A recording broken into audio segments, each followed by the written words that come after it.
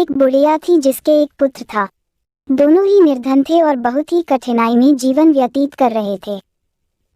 एक दिन बुढ़िया के पुत्र ने अपनी माता से कहा कि यहाँ पर तो मेरे लिए कोई काम है नहीं, आप मुझे अनुमति दीजिए ताकि मैं किसी दूसरे नगर जाऊं। हो सकता है कि वहां पर मुझे कोई काम मिल जाए और मैं पैसा कमाकर वापस आऊं। बूढ़ी माँ ने अपने बेटे को एक सिक्का दिया और थोड़ी सी रोटी भी यात्रा मार्ग के लिए दे दी। इसके बाद उसने अपने पुत्र को विदा किया। बुढ़िया का बेटा चलते चलते एक बाजार पहुंचा। वहां पर उसने एक बूढ़े भिखारी को देखा। वह चिल्ला चिल्ला कर कह रहा था कि है कोई जो मेरे जीवन के अनुभव को एक सिक्के में खरीदे। कोई भी उस बूढ़े भिखारी की बात नहीं सुन रहा था। इसी बीच उस युवक ने सोचा कि मेरे पास एक सिक्के के अतिरिक्त कुछ भी नहीं है, क्यों न यह सिक्का मैं इस बूढ़े को दे दूं। उसने यह सोचते हुए कि आजीविका का प्रबंध करने वाला तो ईश्वर है, वह सिक्का बूढ़े को दे दिया। सिक्का देते समय युवक ने उस बूढ़े से कहा कि अब तुम मुझको अपने जीवन का अनुभव बताओ। बूढ़े ने कहा कि कोई भी अपनी वर्तमान स्थिति से संतुष्ट नहीं है। वह सोचता है कि इस स्थान से किसी दूसरे स्थान पर जाऊं ताकि मेरी स्थिति बेहतर हो जाए। बूढ़े ने कहा कि मेरे हिसाब से तो वह स्थान उचित है जहां पर मन को शांति मिले। प्रसन्नता महत्वपूर्ण है, न कि स्थान। बूढ़े की बात सुनने के पश्चात युवा आगे बढ़ गया और चलते चलते एक जंगल में पहुंचा। वहां पर उसने देखा कि बहुत से लोग एक कुएं के किनारे जमा हैं। उसने उन लोगों से पूछा कि क्या हुआ। लोगों ने कहा कि इस आशा के साथ हमारा कारवां यहाँ पर आया था कि इस कुएं से पानी निकाल कर पिएगा। अब हम स्वयं प्यासे हैं और हमारे पशु भी प्यासे हैं। हमने कुएं से पानी निकालने के लिए कई बार रस्सी में बाल्टी बांधकर कुएं में डाली और हर बार रस्सी टूट गई और बाल्टी कुएं में गिर गई। अंत में हमने एक व्यक्ति को कुएं में भेजा ताकि वह हमारी बाल्टियों को वापस ले आए, किंतु वह भी वापस नहीं आया। पता नहीं कुएं में क्या है। युवक जो अपने घर से काम के लिए ही निकला था, उसने यह सोचा कि इन लोगों को अपनी योग्यता और क्षमता को प्रदर्शित करने का यह बहुत अच्छा अवसर है। हो सकता है कि कारवां के लोग इसे देखकर मुझे कोई काम सौंप दें। उसने कारवां वालों को संबोधित करते हुए कहा कि यदि आप अनुमति दें तो मैं कुएं में जाकर देखूं कि वहां पर क्या है। कारवां वालों ने उसे तुरंत ही कुएं में जाने की अनुमति दे दी, क्योंकि वे स्वयं इस कार्य से डर रहे थे। उन्होंने युवक की कमर में रस्सी बांधी और उसे कुएं में भेज दिया। वह दीवार के सहारे धीरे धीरे कुएं में उतर रहा था। जैसे ही वह पानी के निकट पहुंचकर बाल्टियों को ढूंढने का प्रयास कर रहा था, एकदम से उसने एक बहुत बड़े काले देव को देखा। देव ने उससे कहा कि तुम यहाँ पर क्या कर रहे हो। देव को देखकर नौजवान डर गया। उसने देव को सलाम किया। इस पर देव हंसा और बोला, सलाम सुरक्षा लाता है। तुम मुझको एक सज्जन युवक लग रहे हो। मैं तुमसे एक प्रश्न करना चाहता हूँ।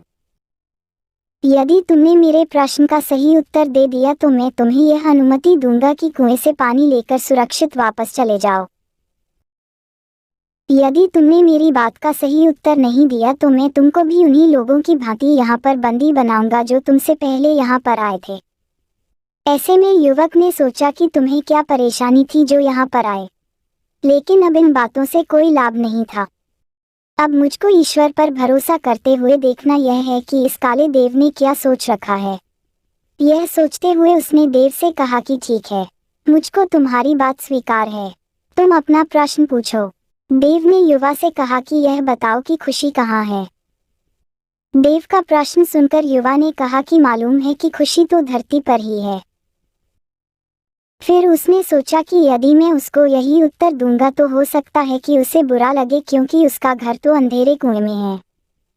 अभी वह यह सोच ही रहा था कि युवक को बूढ़े फकीर की बात याद आई। बूढ़े की बात जैसे ही उसके मन में आई वह बहुत प्रसन्न हुआ। इसके बाद उसने देव से कहा कि जानते हो खुशी कहाँ है। जहाँ पर मन प्रसन्न है वहीं पर खुशी है। उसकी बात सुनकर देव बहुत प्रसन्न हुआ। उसने कहा कि तुम्हारी बातों से पता चलता है कि तुम बहुत समझदार और अनुभवी हो। तुमसे पहले जिससे मैंने यह प्रश्न किया था उसने मुझसे कहा था कि धरती पर पाए जाने वाले बाग खुशी का स्थल है, जबकि मुझको तो यही स्थान अच्छा लगता है और मैं इसे ही पसंद करता हूँ। देव ने कहा कि जाओ बाल्टियों को ले जाओ, मैं तुमको 3 अनार दूंगा। जब तक अपने घर न पहुंच जाना, किसी से भी इस बारे में कोई बात नहीं करना।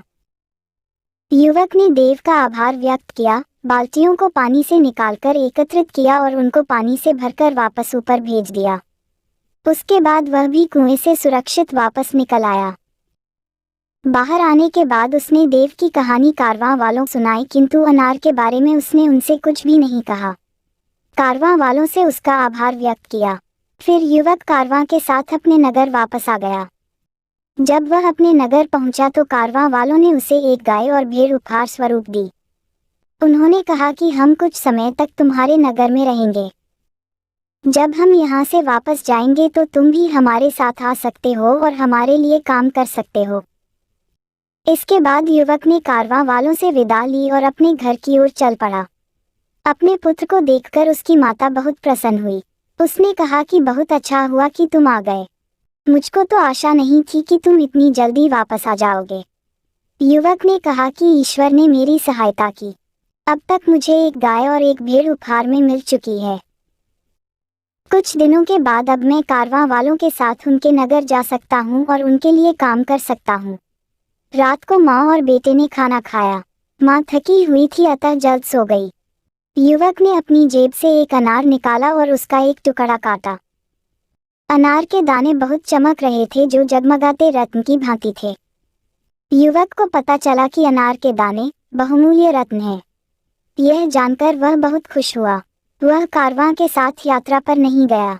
उसने कुछ रत्न लिए और उन्हें जाकर उनसे मिलने वाले पैसों से उसने एक दुकान खरीदी और व्यापार आरंभ किया। जब भी लोग किसी ऐसे व्यक्ति को देखते हैं जो अनुपयुक्त स्थान पर रहता हो या उसकी आय कम हो और बड़ी कठिनाइयों में जीवन व्यतीत करता हो, लेकिन इन सब के बावजूद भी वह प्रसन्न हो, तो लोग यह कहावत दोहराते हैं, कुजा खुश अस्त आंजा के दिल खुश अस्त, अर्थात खुशी वहीं पर है जहां मन प्रसन्न हो।